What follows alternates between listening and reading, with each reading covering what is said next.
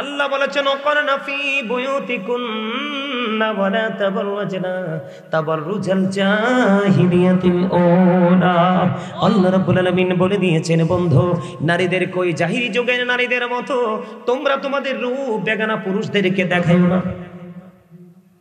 সুবহানাল্লাহ বলে না কেন? সুবহানাল্লাহ আরো জোরে বলেন সুবহানাল্লাহ। এখন মহিলারা দেখায়নি রূপ। সর্বপ্রথম বলবো, নবীজি বলেছেন যেই মহিলা পোশাক পরার পরেও তার অঙ্গ দেখা যায়। এখন আমরা কুমিল্লাতে অনেক মেয়ে আছে না, অনেক মহিলা আছে না, এমন পাতলা শাড়ি পরে শাড়ির দিকে তাকাইলে তার বডি দেখা যায়।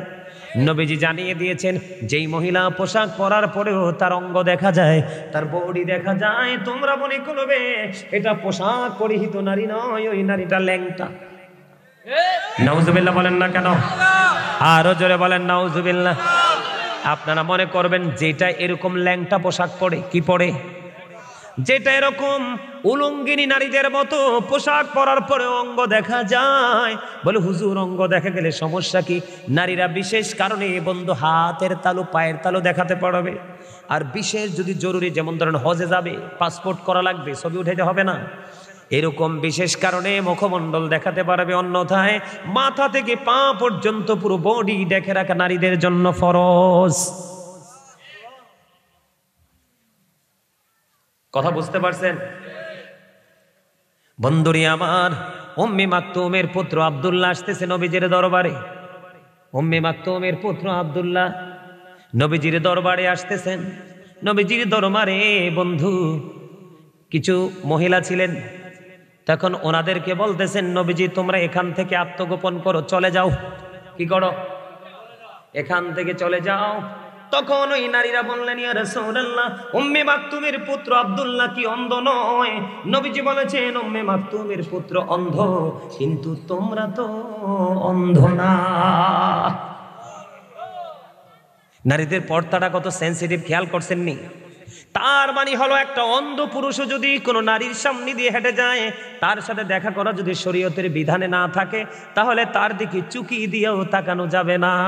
এখন আমাদের দেশের মহিলারা নতুন বর আইলে জানালা দিয়ে চায়, ঠিক কিনা বলে? আর মিশা কথা কইছিনি?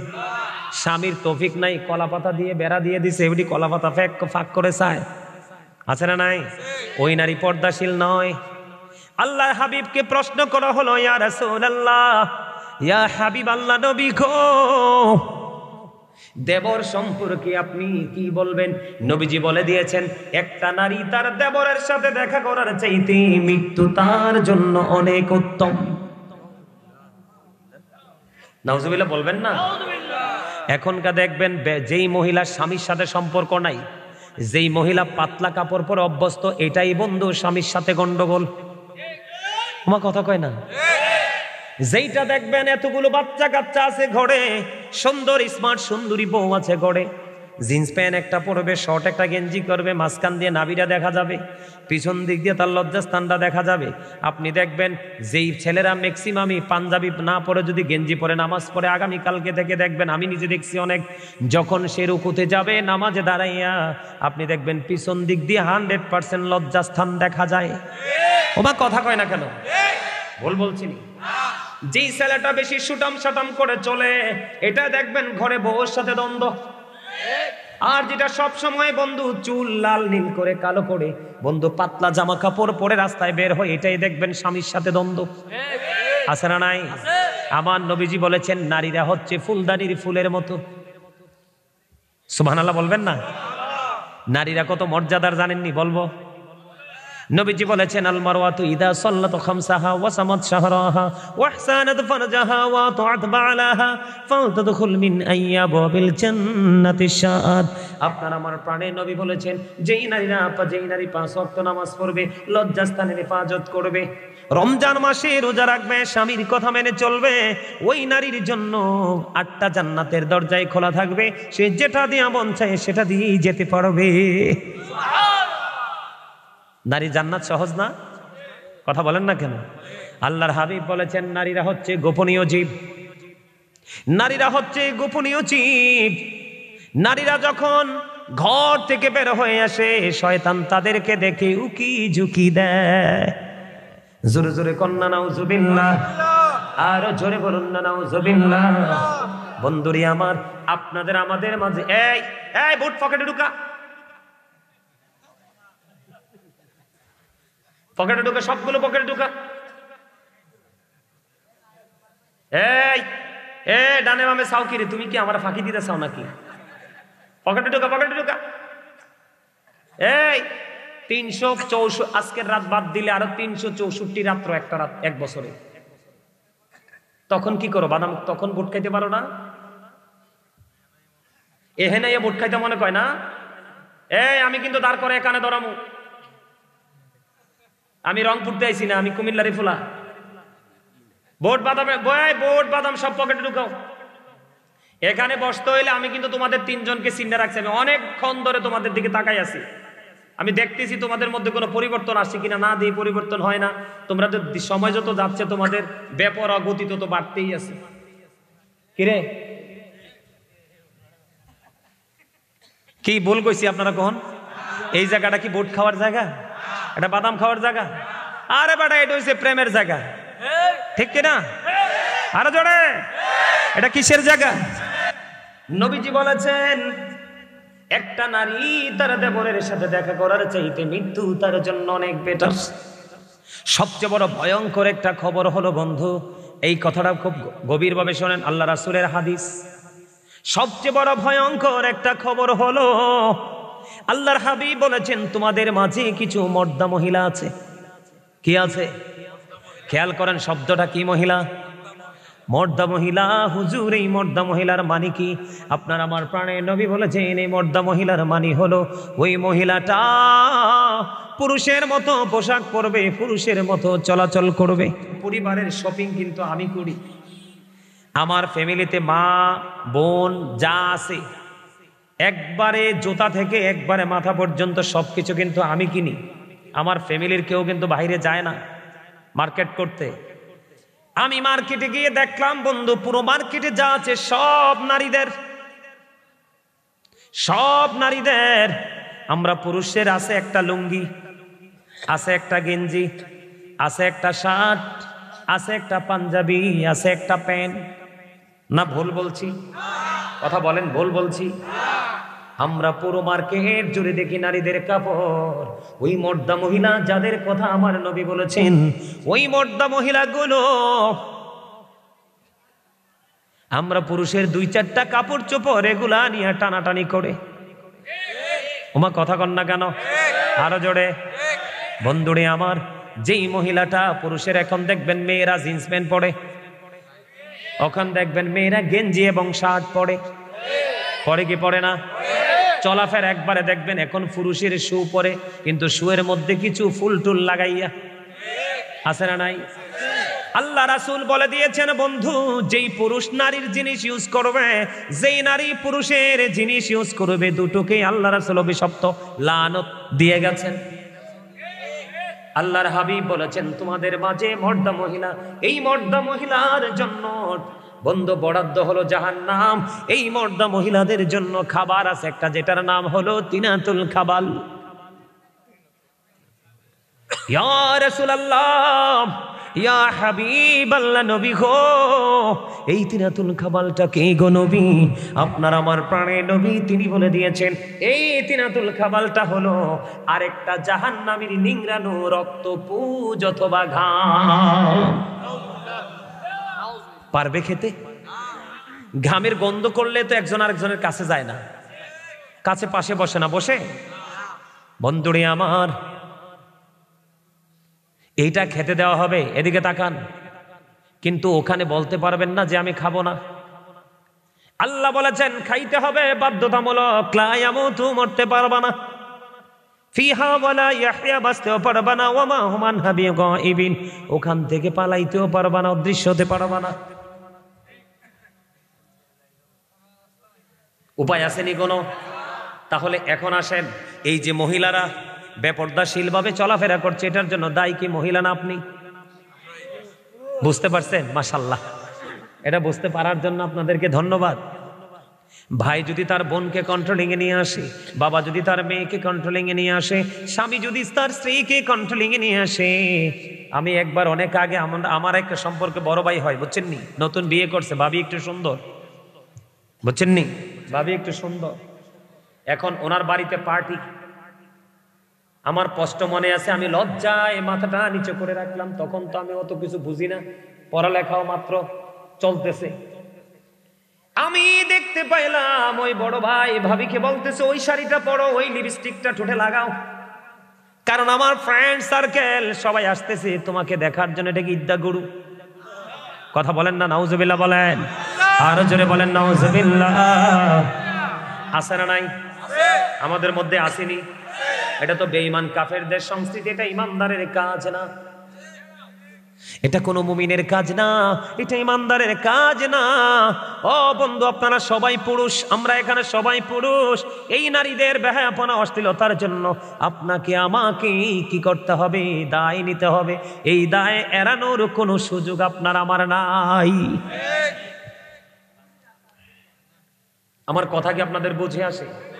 কথা বলেন। তাহলে পুরুষের জন্য পর্দা ফরজ, নারীর জন্য পর্দা ফরজ। এবার আসেন, বলে হুজুর ছেলেরা কেন পর্দা করে না, মেয়েরা কেন পর্দা করে না? আমার দিকে তাকান, ছেলেরা কেন পর্দা করে না, মেয়েরা কেন পর্দা করে না? সমস্যাটা কোথায়? সমস্যা হলো হাজব্যান্ড ওয়াইফ। আমি আপনাকে আপনার নিয়ে মূলে আসি। আল্লাহ রাসূল বলেছে, আপনি মেয়ে বিয়ে দিবেন এমন এক ছেলে দেখে, অনেক অপূর্ব সুন্দর ছেলে খুঁজতে হবে না। হ্যাঁ, সুন্দর দেখবেন, ধনী কিনা দেখবেন, তবে মূল গোড়ার দিকে তাকাবেন, ছেলেটা ধর্মধনের ধনী কিনা। ছেলেটা যদি আল্লাহওয়ালা হয়, দেখতে যদি কালো হয়, দেখতে যদি বিশ্রী হয়, কিন্তু সে ধর্মধনের ধনী, আদব কায়দা শৃঙ্খলা তার মধ্যে আছে, ওই ছেলের হাতে মেয়েটা তুলে দেন, মেয়েটা চিরসুখী হবে। এখন তো আমরা চামড়ার সৌন্দর্য খুঁজি, এই চামড়ার সৌন্দর্য বেশি দিন টেকে না। মনে রাখবেন, ধন একদিন ফুরিয়ে যায়, চামড়ার সৌন্দর্য, স্কিনের সৌন্দর্য একদিন ফুরিয়ে যায়, কিন্তু ধর্ম ধনের ধন, দিনের শিক্ষা কখনোই বন্ধু এটা ফুরায় না। যত যায় শুধু এটা ব্রাইটনেস হতে থাকে। সমস্যাটা আমি তুলে ধরে নাইলে তো বুঝবেন না।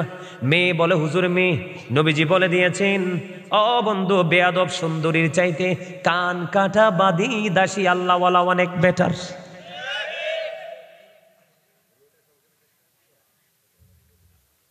কে? কান কাটা বাদী দাসী, ঠিক কিনা বলেন? সময় কি বেশি হয়ে গেল নি ওয়াজ করতে করতে? আমি তো ভাবছি 1 ঘন্টা আলোচনা করব।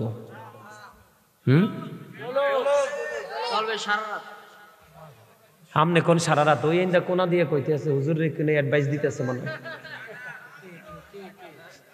হ্যাঁ হ্যাঁ হ্যাঁ, বুঝছনি? আপনারা কান আর চোখ দুইটা, আমরা যে কয়টা কল্পনা করতেন না। কারণ আমি শুধু একজন বক্তা না, আমি একজন টিচারও, দীর্ঘদিন টিচিং প্রফেশনে ছিলাম। এই কারণে আমার সাথে ফাইজলামি করতে পারে না ওয়াজে বৈশাখী। আমি যদি 5 ঘন্টাও লাগে, আমার জায়গাকে আমি আমার কন্ট্রোলিং এ আনার পরে ওয়াজে ঢুকি, তার আগে ঢুকি না।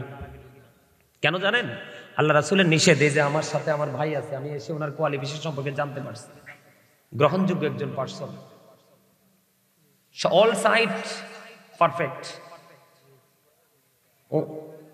উনিও এই হাদিস পড়েছেন। নবীজি বলে দিয়েছেন, যেখানে মানুষের মানসিকতা নাই সেখানে ওয়াজ করো না, বন্ধ করে দাও।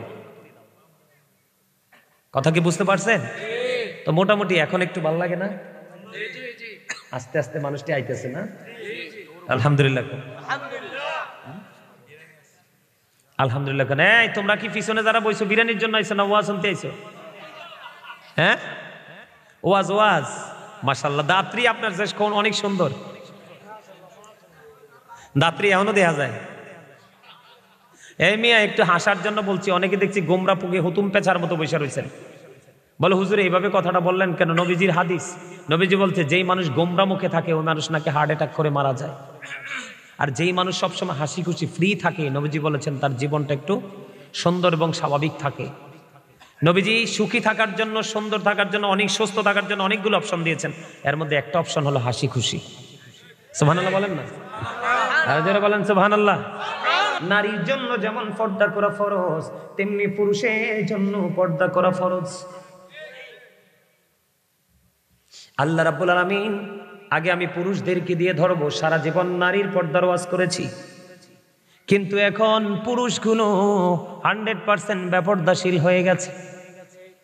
এই জন্য পুরুষদেরকে, পুরুষের পর্দা নিয়ে আজকে আমি আলোচনা শুরু করব। আগে কষ্ট হবে নি?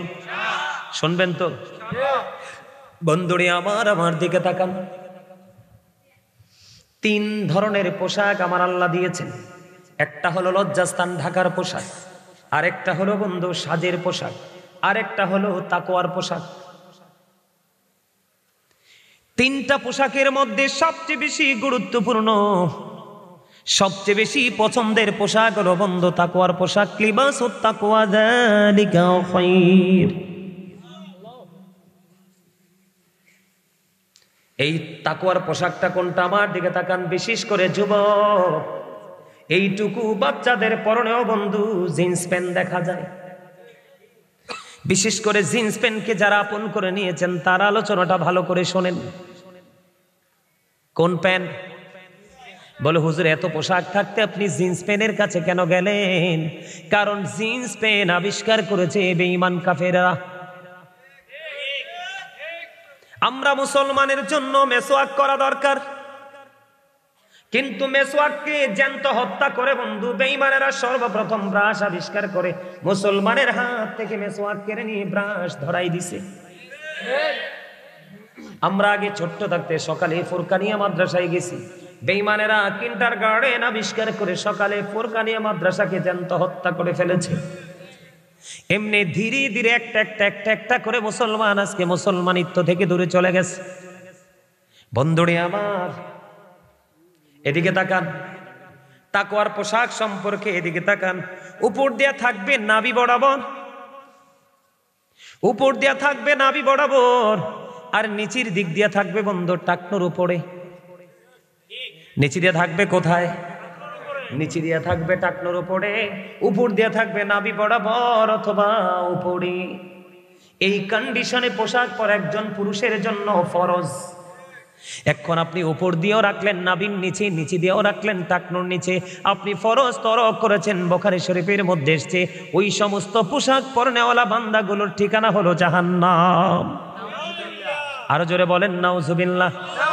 বন্ধুরে আমার হাদিস শরীফের মধ্যে এসেছে আপনার আমার প্রাণের নবী বলেছেন 3 শ্রেণীর মানুষকে আল্লাহ রাব্বুল আলামিন কাল হাসরের দিন ক্ষমা করবে না, দয়া করবে না, মায়া করবে না। হুজুর এই 3 শ্রেণীর মানুষগুলো কে গো? আপনার আমার প্রাণের নবী জানিয়ে দিয়েছেন 3 শ্রেণীর মানুষের মধ্যে সর্বপ্রথম হলো বন্ধু যারা জিন্স প্যান্ট পরে। নাউজুবিল্লাহ কন্যা বল হুজুর হাদিস শরীফের মধ্যে কি জিন্স প্যান্টের কথা আসছে? না, আমি বলছি। বলে কেন বললেন? বর্তমানে একমাত্র একটাই প্যান্ট, জিন্স প্যান্ট অথবা গ্যাবার্ডিং প্যান্ট যেটাই বলেন আপনি, এই দুইটাই থাকে কন্টিনিউ নাভির নিচে এবং টাকনোর নিচে। ঠিক কিনা বলেন? আমার কথায় আপনারা একমত নেই? আমি আপনাকে বলি আল্লাহ আপনাকে আমাকে সুন্দর করে বানাইছে। আল্লাহ সুন্দর করে বানাইয়া ইসলাম একটা সুন্দর রাস্তা দিয়ে দিয়েছে। এই সুন্দর রাস্তা দেখিয়ে দিয়েছে আপনি যেন এই ইসলামের রঙে রঙিন হয়ে আপনার অল সাইডকে সুন্দর রঙিন করতে পারেন। কিন্তু আপনি তো সেই রঙে রঙিন হননি, আপনি আপনার দুনিয়া নিয়ে ব্যস্ত আছেন। বন্ধু আমি আপনাকে বলি এই যে জিন্স প্যান্টটা আপনি এখন মনে মনে ভাববেন যে হুজুর আমি নিচে দিয়ে বটে দিব, আমি মেনে নিলাম আপনি নিচে দিয়ে বটে দিবেন। আপনি নিচে দিয়ে বটে টাকনুর উপরে হয়তো তুলতে পারবেন, কিন্তু বন্ধু হাজার চেষ্টা করলেও এই প্যান্টটাকে উপর দিয়া নাভির নিচে নাভির উপরে তোলা সম্ভব নয়, কারণ তাকে সৃষ্টি করা হয়েছে একবার স্মল, ছোট করে। ঠিকটা বলতে পারলেন না সবাই? আপনারা আগামী কালকে থেকে ট্রাই করে দেখবেন। এটা আমার কথা না, আপনাদেরকে শিক্ষার জন্য বলছি বন্ধু। এটা উপর দিয়ে হাজার টানলে উপরে উঠাতে পারবেন না, এটা নিচেই থাকবে। এই পোশাক আপনার আমার জন্য বৈধ নয়। জোরে জোরে নাউজুবিল্লাহ। এখন কিন্তু মানুষ এই জিন্স প্যান্ট পরলে একটু ফিটিং টিটিং দিয়ে গেলে মানুষ মনে করে সম্মানী পোশাক পরেছেন। আল্লাহর হাবিব বলেছেন এই পৃথিবীর বুকে কোরআন হাদিস যেটাকে সাপোর্ট করে না ওই পোশাকটা তুমি পরেছো, এই পোশাক পরার কারণে তোমাকে কাল কিয়ামতের দিন অপমানের পোশাক পরানো হবে। নাউজুবিল্লাহ বলেন না কেন? আরো জোরে বলেন নাউজুবিল্লাহ। বন্ধুরে আমার এখানে একটা আসলো। আর যেই ব্যক্তি আল্লাহ এবং আল্লাহর হাবিবের বিধান মেনে বন্ধু সুন্দর শরীয়ত মোতাবেক পর্দা করে পোশাক পরেছেন, আপনার জন্য কাল হাসুরের ময়দানে অসংখ্য জান্নাতি পোশাক আপনার জন্য বরাদ্দ দেওয়া হবে। আপনার আমার প্রাণের নবী বলে দিয়েছেন, তোমার যেটা পছন্দ তুমি সেটা গ্রহণ করে নিতে পারবা, আল্লাহ তোমাকে কিছুই বলবে না। বুঝে আসছেনি আমার কথা আপনাদের? আমি বললাম 3 শ্রেণীর মানুষের জন্য কোনো ক্ষমা নাই, দয়া নাই, মায়া নাই। আল্লাহ রাসূল বলেছেন এর মধ্যে একটা হলো বন্ধু টাকনুর নিচে নাভির নিচে ঝুলিয়ে ঝুলিয়ে অহংকার করে যারা পোশাক পরে, আর একটা হলো বন্ধু উপকার করে মানুষকে খোটাতে, আর একটা হলো মিথ্যা কথা বলে বলে ব্যবসায়িকরা কাস্টমার থেকে টাকা কামাই করে। আছে না নাই? এখনকার বাংলাদেশের ম্যাক্সিমাম দোকানদার কসাই, স্মার্ট, একেবারে 100% স্মার্ট কসাই, ঠিক কিনা বলেন? বন্ধু মনে রাখবেন ওয়াজ, তাহলে কি করা যাবে না? আমি দেখি জুম্মার দিনে বন্ধু একবারে টকটকে লাল পাঞ্জাবি পরে মসজিদে আসে। আল্লাহর হাবিব বলেছেন একদিন আল্লাহর হাবিবকে এক ব্যক্তি দুটো সালাম দিলেন, একটা সালামের জবাব আপনার আমার প্রাণের নবী দিলেন না। ইয়া রাসূলুল্লাহ, ইয়া হাবিবাল্লাহ, নবী গো সালাম না দেওয়ার কারণ কি গো নবী? আমার নবী বললেন সালাম না দেওয়ার কারণ হলো তার পরনে 2টা লাল রঙের পোশাক ছিল, কারণ একবারে টকটকে লাল কাপড় পরা ইমানদার পুরুষের জন্য মাকরুহে তাহরিমি, হারামের অন্তর্ভুক্ত। এই পোশাক পরা যাবে না, কোনোভাবেই 1 ইঞ্চি পরিমাণ স্বর্ণ পরা যাবে না। বন্ধু আমি আপনাদেরকে বলছি, আল্লাহর হাবিব একদিন মসজিদের মধ্যে অবস্থান করতেছে, হঠাৎ করে নবীজি দেখলেন একজন এসে নামাজের নিয়ত করে ফেললো। নবীজি বললেন তুমি ওযু করে আসো। তিনি ওযু করতে গেলেন, ওযু বানিয়ে এসে তিনি আবার নামাজের নিয়ত করে ফেললেন। আবার তিনি এসে নামাজের নিয়ত বললেন, নবীজি বললেন তুমি ওযু করে আসো। দুইবার তিনি নামাজ ভেঙে ওযু করতে গেলেন। আবার তিনি যখন আয়েশা নামাজের নিয়ত বাঁধলেন, নবীজি বললেন তুমি ওযু করে আসো। নবীজিকে প্রশ্ন করা হলো, ইয়া রাসূলুল্লাহ, ইয়া হাবিবাল্লাহ, নবী গো বারবার আপনি কেন গো নবী তাকে ওযু করার কথা বলছেন? এবার আপনার আমার প্রাণে নবী ডাক দিয়ে বললেন সে কিয়ামত পর্যন্ত নামাজ পড়তে পারবে, এই নামাজ দিয়ে সে আল্লাহ পর্যন্ত পৌঁছাতে পারবে না। কেন গো নবী? তুমি চাইয়া দেখো তার পোশাকটা টাকনুর নিচে। এখন আমাদের মধ্যে এটা আছে না নাই? আমাদের সমাজে এটা আছে না নাই? এখন আমি যদি একটা ছেলেকে এখান থেকে দাঁড় করাইয়া যদি বলি তোমার প্যান্টটা একটু দেখাও তো আমাকে, মাজাটা কোথায় আছে, আপনি দেখবেন নাভি থেকে কমপক্ষে 2 থেকে 3 আঙ্গুল নিচে আছে। আছে না নাই? এই পোশাক মুসলমানের জন্য বৈধ নয়। আপনি লুঙ্গি বলেন, প্যান্ট বলেন, পায়জামা বলেন, ট্রাউজার বলেন, যেটাই বলেন সারা জীবন আপনি চেমনি পড়েছেন, কিন্তু বন্ধু এখন থেকে আর এমনি পড়া যাবে? পড়বেন আপনারা কেউ? বলে হ্যাঁ হুজুর আমি তো অফিসিয়াল জব করি, সমস্যা কি? আপনাকে জিন্স প্যান্ট পরতে হবে এমন কোনো কথা নেই। আপনি কাপড় কিনে দর্জি দোকানে গিয়ে এমন ভাবে পোশাক বানান, দেখবেন এদিক দিয়ে নাভি বরাবর থাকবে, নিচে দিয়ে টাকনুর উপরে থাকবে। আছে না নাই? অনেক কোম্পানির এসআরদেরকে দেখবেন, দেখা যায় না? অনেক কোম্পানির এসআরদেরকে দেখবেন গলায় টাই ঝুলানো থাকে, প্যান্টটা নাভি বরাবর থাকে, নিচে দিয়ে টাকনুর উপরে থাকে, দেখবেন তাদেরকে কি স্মার্ট হ্যান্ডসাম, উপরে ব্লেজার পরা থাকে, দেখবেন তাদেরকে দেখতে কত স্মার্ট হ্যান্ডসাম দেখা যায়। যায় না? যায় না? মানুষটার চেহারাটা দেখতে কালো হলো, পোশাকের কারণে তার মাধুর্যটা অনেক বেড়ে যায়, ঠিক কিনা বলেন? আপনারা বলেন আল্লাহ পোশাক দিয়েছে লজ্জাস্থান ঢাকার জন্য, কিন্তু পোশাক পরার পরেও যদি লজ্জাস্থান দেখা যায়, আপনি মনে করেন সে কি উলঙ্গনা পোশাক পরিহিত?